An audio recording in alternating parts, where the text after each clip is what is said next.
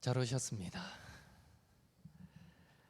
여러분, 3차에 걸친 선교 여행을 통해서 수많은 교회를 세우고 목회했던 사도 바울, 그 바울에게 어떤 교회가 좋은 교회입니까? 라고 묻는다면 과연 바울은 뭐라고 대답할 것 같습니까? 많은 말들을 할 수 있겠지만 적어도 오늘 이 에베소서 말씀을 전제할 때 이렇게 말할 것 같습니다. 좋은 교회는 예수 그리스도 안에서 성도가 하나 되는 교회이고, 나쁜 교회는 교회 안에서조차 성도가 외로움과 차별과 소외를 느끼는 교회다. 아마 이렇게 말할 것 같습니다. 오늘 에베소서에 나오는 이 바울의 교회론, 우리가 함께 살펴보면서 하나님께서 오늘 우리에게, 우리 교회에 기대하시는 모습은 어떤 모습인가 한번 묵상하며 은혜 받기 원합니다. 에베소서는 서두 인사말 그리고 마지막 인사말을 제외하고는 크게 6장으로 구성되어 있는데, 앞뒤 인사말을 빼고는 크게 두 부분으로 나눠집니다. 1장에서 3장은 하나님께서 이미 이루신 구속 사역, 특별히 하나님께서 그리스도 안에서 유대인과 이방인을 구원시켜 하나로 만드신 구속 사역을 강조하고 있고요. 4장에서 6장은 그리스도 안에서 연합된 하나된 성도 그 각자의 바른 생활에 대해서 강조하고 있습니다. 따라서 1장에서 3장은 하나의 큰 주제를 가지고 서술되고 있기에 오늘 본문이 속한 2장은 1장과의 이 연관성 속에서 이해해야 합니다. 에베소서 1장은 바울은 하나님께서 그리스도 안에서 성령을 통하여 우리를 구속하신 것을 찬양하면서 교회와 성도를 위해 기도하고 있는 내용입니다. 다시 말해 바울은 1장 3절에 하나님께서 그리스도 안에서 우리를 축복하셨고, 4절에 그리스도 안에서 우리를 선택하셨으며, 5절에 예수 그리스도로 말미암아 우리를 하나님의 아들들이 되도록 예정하셨고, 7절에 그리스도 안에서 우리를 구속하셨으며, 또 8절에서 10절 말씀에 그리스도 안에서 하늘과 땅에 있는 모든 것들이 통일되는, 하나 되는 것이 하나님의 뜻임을 깨닫도록 우리에게 모든 지혜와 총명을 베푸시고, 또 11절에 그리스도 안에서 우리를 하나님께서 받으실 기업이 되게 하셨으며, 13절에 성령 안에서 우리를 인치셔서 하나님의 자녀로 확증하신 것을 찬양한 후에 16절 이하에서 에베소 교회와 성도를 위한 기도를 하고 있습니다. 이게 1장의 내용입니다. 그리고 이 에베소서 2장에서 바울은 하나님께서 이루신 이 구속 사역으로 우리의 신분이 새롭게 변화되었다라는 것을 강조하고 있습니다. 다시 말해 2장 1절에서 10절에 바울은 허물과 죄로 죽었던 우리들, 본질상 진노의 자녀였던 우리가 그리스도 예수 안에서 은혜로 구원받아 그리스도와 함께 하늘에 앉은 은혜의 자녀가 되었음을 말해주고 있습니다. 그리고 11절부터 18절에서 바울은 우리가 그리스도와 함께 하늘에 앉은 자녀가 되었기에 더 이상 약속의 언약들에 대해서 외인이 아니며, 예수님께서 십자가의 죽으심으로 유대인들과 이방인 사이에 막힌 담을 허셨기에 이제는 그 둘이, 유대인과 이방인이 한 몸이 되어 하나님과 화목하게 되었다라는 것을 말씀하고 있습니다. 그리고 오늘 본문인 19절에서 22절에 바울은 유대인과 이방인을 한 몸 되게 하여 하나님과 화목시키는 그리스도의 사역이 결국 성도가 전혀 새로운 신분을 소유하게 만들었음을 강조하고 있습니다. 그렇다면 좀 더 구체적으로 우리가 그리스도 안에서 성도들과 서로 화목하고 더 나아가 하나님과 화목하게 됨으로 누리게 된 성도의 새로운 신분이 무엇인가라는 것인데요. 19절 말씀 우리 함께 읽겠습니다. 그러므로 이제부터 너희는 외인도 아니요 나그네도 아니요 오직 성도들과 동일한 시민이요 하나님의 권속이라. 첫째로 옆으로는 성도들과 연합하고 위로는 하나님과 연합된 성도는 하나님 나라의 시민, 하나님 나라의 시민이라는 새로운 신분을 받게 되었습니다. 여기에 외인도 아니요 나그네도 아니요 오직 성도들과 동일한 시민이요 하나님의 권속이다 라는 말은 예수님께서 이 땅에 오시기 전에는 에베소 교회 성도들이 이방인이라 하여서 구원에 있어 자격 없는 외인이고 나그네로 대접받았을지 몰라도 이제는 예수님을 믿는 믿음 안에서 이방인인 에베소 교회 성도들도 유대인들과 동일하게 천국 시민권을 가진 하나님 나라 시민이 되었다라는 것을 바울은 강조하고 있습니다. 그런데 알고 보면 당시 유대인들에게 있어서 바울의 이런 관점, 이런 태도는 아주 못마땅했을 것입니다. 왜냐하면 당시 복음을 받아들이지 못한 많은 유대인들은 말할 것도 없거니와 복음을 받아들인 유대인들조차도 이방인에 대한 그들의 태도는 그다지 좋지 못했습니다. 업자나 적대적이었고 경멸적이었던 것입니다. 그 예로 바울 당시에는 이방인들을 향해서 옷과 신발에 먼지를 터는 유대인들을 자주 볼 수 있었습니다. 부정탄다는 거죠. 그리고 또 이방 여인은 부정하다 하여서 같이 살면서도 한 동네에 같이 살면서도 이방 여인은 부정하다 하여서 아이를 낳을 때 유대인의 도움을 전혀 받을 수 없었다 합니다. 필요하면 도와줄 수 있잖아요. 그러나 이방 여인이 해산할 때는 유대인들이 바로 옆에 있어서 도움을 줄 수 있어도 절대 도움을 주지 않았다라고 합니다. 그리고 이방 여인과 결혼한 남자는 그 집안에서 죽은 자로 간주하여서 아예 장례까지 치르는 일도 있었다고 합니다. 이방 여인과 결혼했다는 이유 때문에 호적에서 흔히 판다 이런 말을 하는데 그런 거죠. 아예 그냥 뻔히 살고 있는데도 장례식을 치러버린 거예요. 우리 아들 죽었다 하고 이렇게까지 하는 시대였습니다. 바리새인들 중에는 이방인들이 지옥의 땔감으로 사용되기 위해 지어졌다라고 생각하는 사람들까지 있었습니다.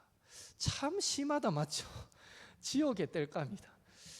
하나님은, 주님은 한 영혼이라도 더 구원하기를 원하시는데 하나님의 뜻에 그 말씀에 무지한 이 사람들은요, 그 유대인들을 보면서 지옥의 땔감이다, 지옥불이 뜨거워야 하는데 지옥불을 뜨겁게 만들기 위해서는 저 이방인들 다 지옥 가가지고 팔팔팔 태워야 된다. 그래야 지옥불을 뜨겁게 만들 수 있다. 이 정도로만 여겼으니 당시에 유대인들이 이방인들을 어떻게 생각했는가라는 것을 우리는 충분히 알 수 있습니다. 그러했기 때문에 더더욱 바울이 지금 이방인들을 향해서 너희들도 유대인들과 동일한 성도고 동일한 천국 시민이다라고 말하니 이거 사실 얼토당토 않다라고 여길 수 있는 사람들이 많았던 것입니다. 그러나 그러함에도 불구하고 그리스도 안에서 이방인도 유대인처럼 하나님 나라의 시민이라는 새로운 신분을 받았다는 이 바울의 용기 있는 진리의 선포는 당시 이방인 그리스도인들뿐 아니라 오늘 우리들에게까지 로마서 3장 22절 말씀처럼 모든 믿는 자에게 미치는 하나님의 의는 차별이 없다라는 사실을 한 번 더 확신하게 만들어 주는 것입니다. 차별이 없다는 거예요. 하나님의 의는 모든 믿는 자에게 차별 없이 미친다. 목사라 하여서 하나님의 의가 더 임하는 것도 아니고 이제 막 예수님을 나의 주로 고백한 그런 믿음의 초신자라 해서 하나님의 의가 덜 미치는 것도 아니고 누구라도 예수를 주로 고백하는 자에게는 차별 없이 하나님의 의가 미치게 된다라는 확신을 우리는 이 바울의 용기 있는 선포를 통해서 한 번 더 확신하게 되는 것입니다. 둘째로, 옆으로 성도들과 연합하고 위로 하나님과 연합된 성도는 하나님의 권속, 하나님의 가족이라는 새로운 신분을 얻게 되었습니다.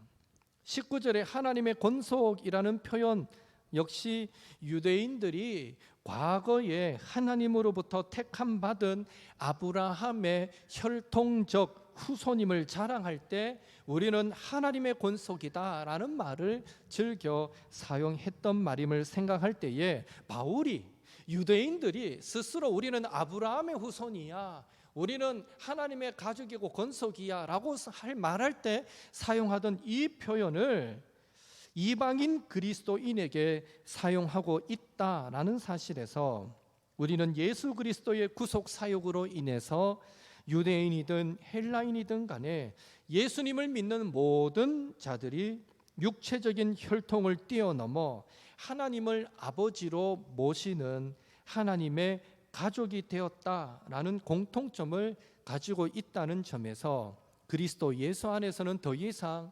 이방인과 유대인의 구별이 없이 모두가 아브라함의 후손이 되었다라는 것을 강조하고 있는 것입니다. 우리는 하나님의 권속이다, 이 한마디 안에 유대인들뿐 아니라 너희들도 예수님 안에서 이젠 아브라함의 후손이다, 아브라함의 후손이다, 이 말은 아브라함에게 주신 그 축복의 약속의 말씀이 바로 너희들을 위한 것이다, 이 모든 것이 전제되는 거죠. 이 유대인들은 선민의식이 있잖아요. 하나님이 우리를 택했어, 성경에 약속된 아브라함에게 약속한 그 축복은 바로 우리 유대인들만을 위한 거야 라는 이런 선민의식이 있는 유대인들을 들으란 듯이 이방인들 너희들도 동일하게 아브라함의 후손이야 라고 말하는 것은 참 용기 있는, 그 당시로는 이 돌 맞아 죽을 각오하는 그런 선포였다 보시면 되는 거죠. 마지막으로 옆으로는 성도들과 연합하고 위로는 하나님과 연합된 성도는 하나님의 성전이라는 새로운 신분도 받게 되었습니다. 20절에서 22절 같이 읽습니다. 너희는 사도들과 선지자들의 터 위에 세우심을 입은 자라. 그리스도 예수께서 친히 모퉁이 돌이 되셨느니라. 그의 안에서 건물마다 서로 연결하여 주 안에서 성전이 되어가고 너희도 성령 안에서 하나님이 거하실 처소가 되기 위하여 그리스도 예수 안에서 함께 지어져 가느니라. 아멘.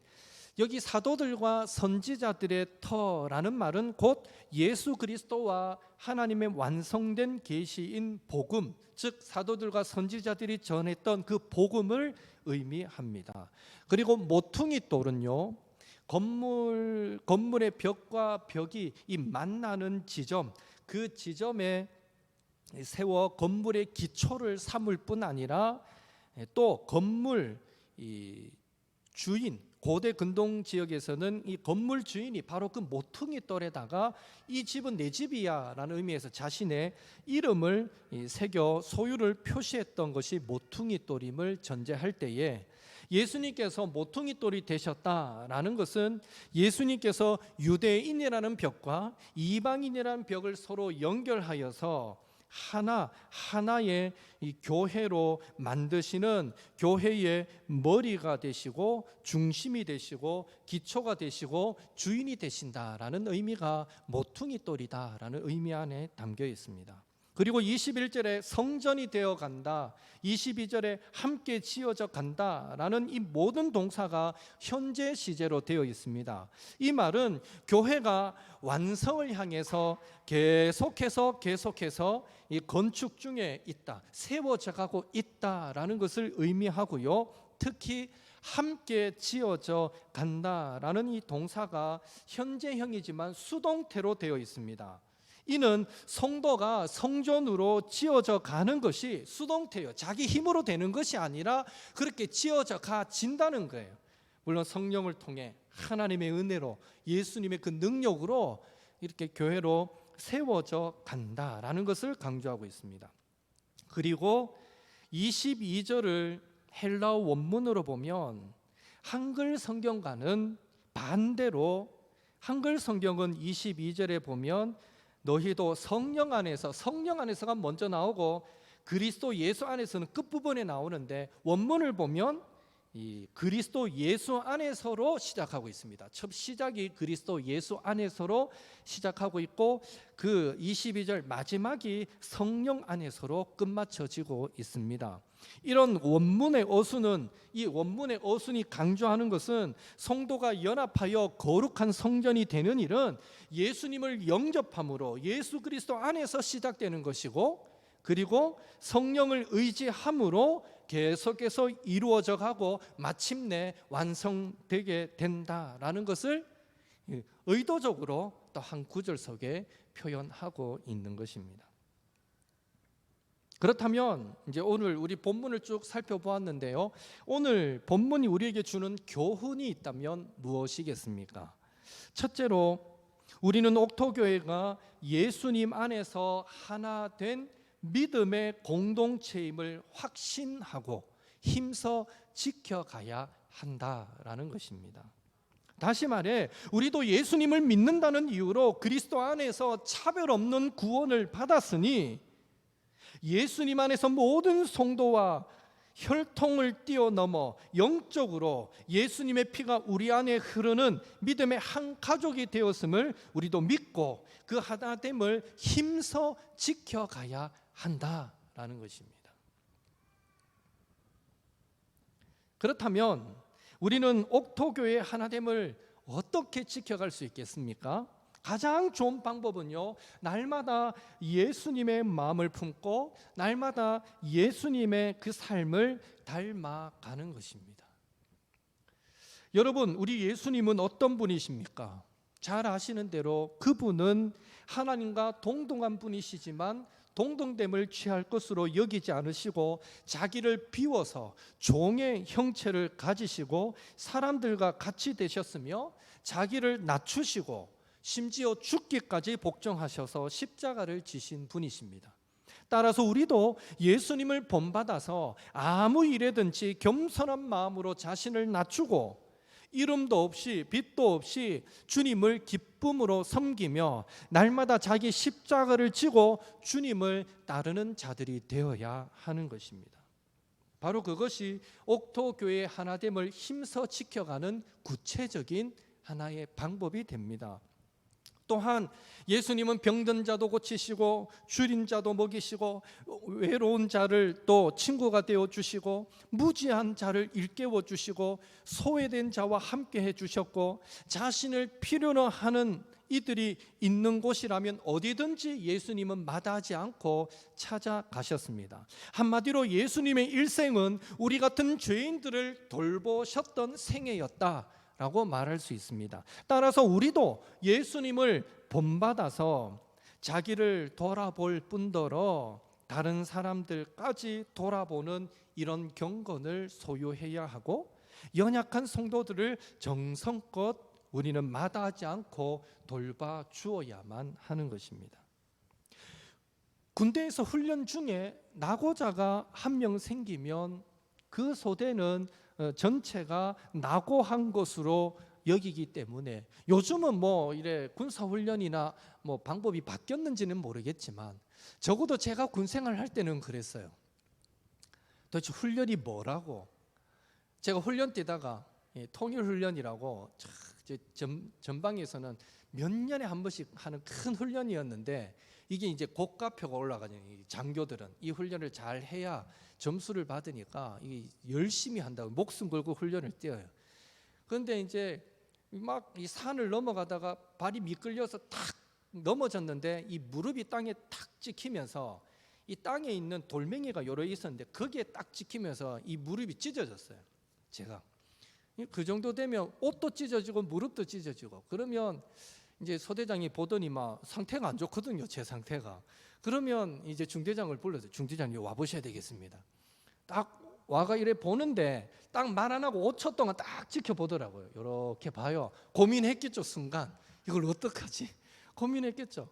다 고민하더니 딱 뭐라 하냐면 김성민 이러고 딱 이름 부르는 거예요. 중대장이 뭐 대위가 부르는데 이등병이 뭐 오해합니까? 이병 김성민 하고 간덕 설명을 딱 하니까 너 훈련 뛸 수 있겠어? 이러는 거예요. 그럼 뭐 뛴다 하지 뭐라 합니까 제가? 안 됩니다. 뭐 이런 소리 뭐 하잖아요. 예, 할 수 있습니다. 됐어. 그 약 발라줘. 이러고는 훈련을 다 뛰었어요. 그러고도 3일을 더 훈련 뛰었어요.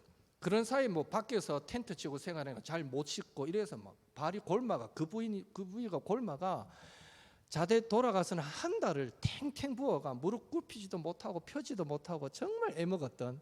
그래도 참 하나님이 사람 잘 만들었어요. 낫더라고요. 그게 또 한 달만 고생하니까 낫기는 낫어요.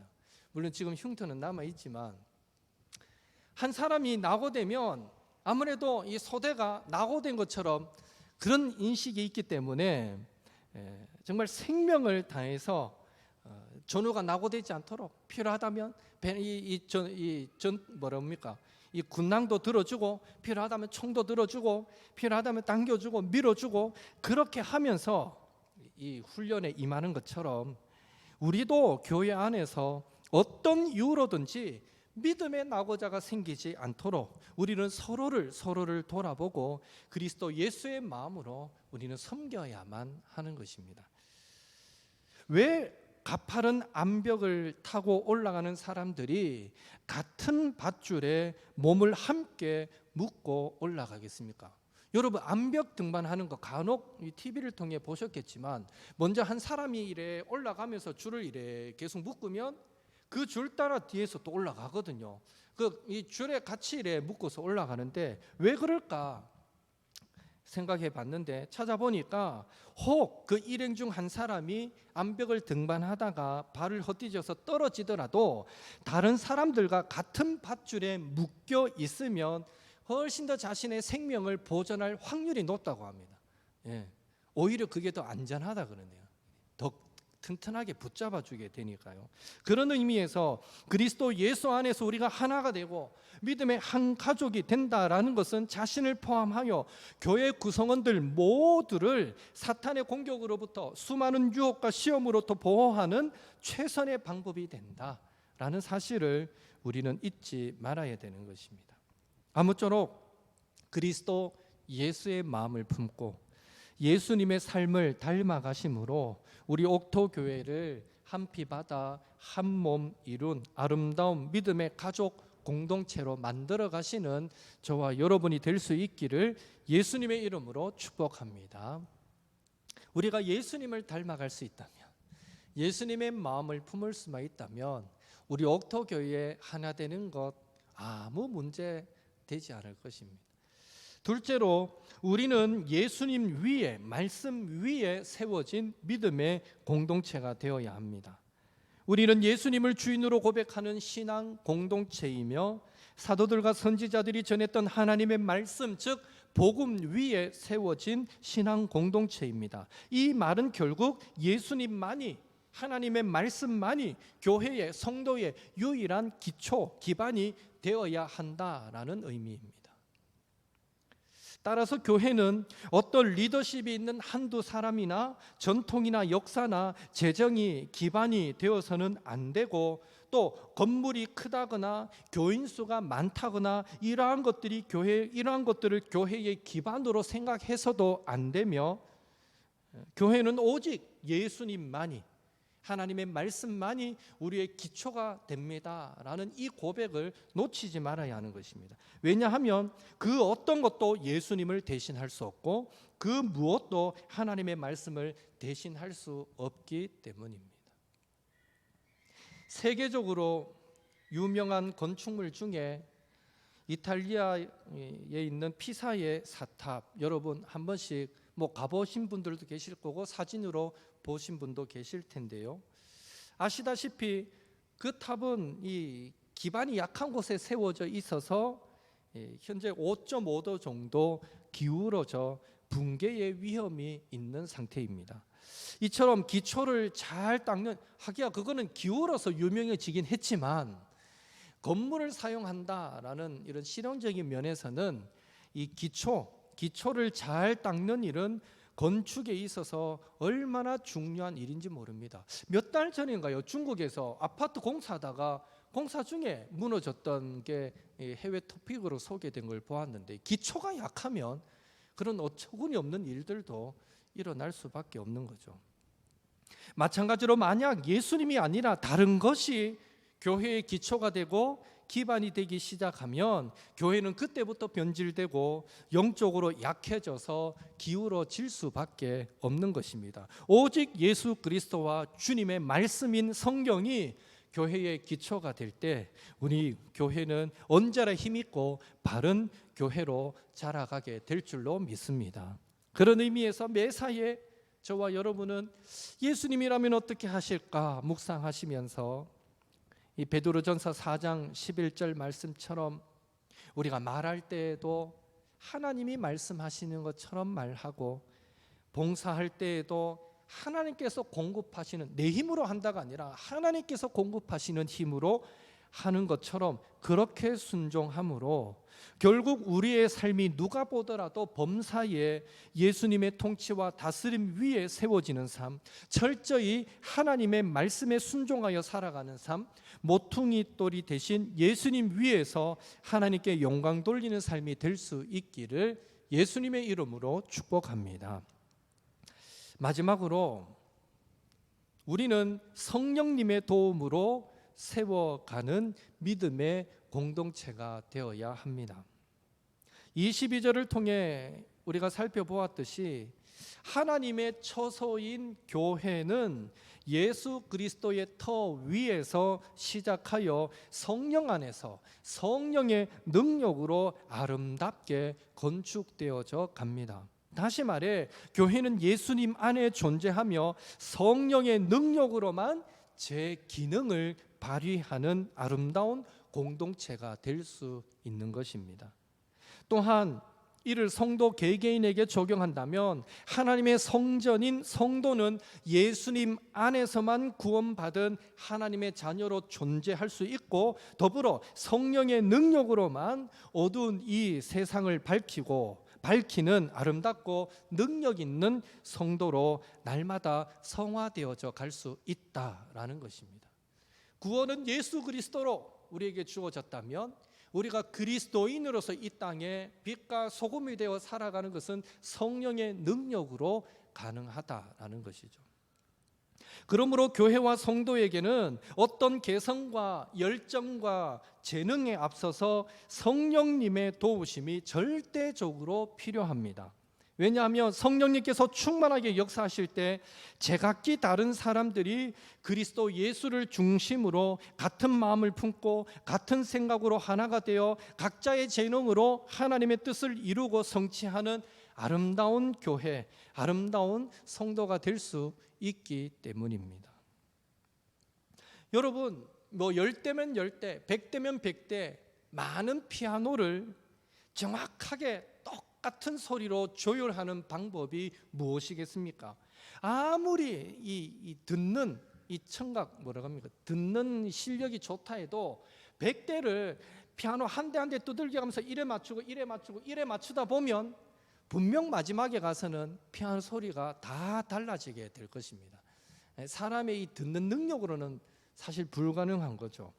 100대의 피아노를 쳤을 때 100대 전부가 똑같은 소리를 내게 만드는 방법은 바로 절대음을 알려주는 튜너로 조율을 하게 될 때 우리는 완전한 똑같은 소리를 만들 수 있는 것입니다. 마찬가지로 우리 성도 개개인이 성령으로 충만하게 될 때 우리 모두는 모퉁이 돌이 되신 예수님을 중심으로 성도의 아름다운 연합을 이루는 영혼의 조율을 경험하게 되는 것입니다. 우리 성도 한 사람 한 사람 각기 다 다르지만 같은 마음을 품고 같은 뜻을 품고 같이 달려가게 만드는, 그렇게 조율하시는 분은 성령님이시다라는 사실을 우리는 기억해야 됩니다.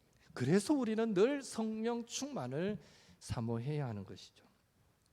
아무쪼록 교회의 아름다움은 오직 성령 충만한 성도들의 섬김으로 측정이 되고, 교회의 능력은 오직 성령 충만한 성도들의 헌신으로 발휘되며, 교회의 정체성은 오직 성령 충만한 성도들의 숫자로 결정된다라는 사실을 기억하시고, 우리 옥토교회를 더 아름다운 믿음의 공동체로 만들어가기 위해서 늘 저와 여러분이 성령 충만을 사모하시고, 또한 성령 충만은 하나님의 말씀의 통치에 순종하는 것으로 드러나기에 날마다 말씀을 가까이 하시고 우리에게 들려주시는 음성에 순종하며 살아가시는 우리 옥토의 모든 성도님들이 될 수 있기를 예수님의 이름으로 축원합니다.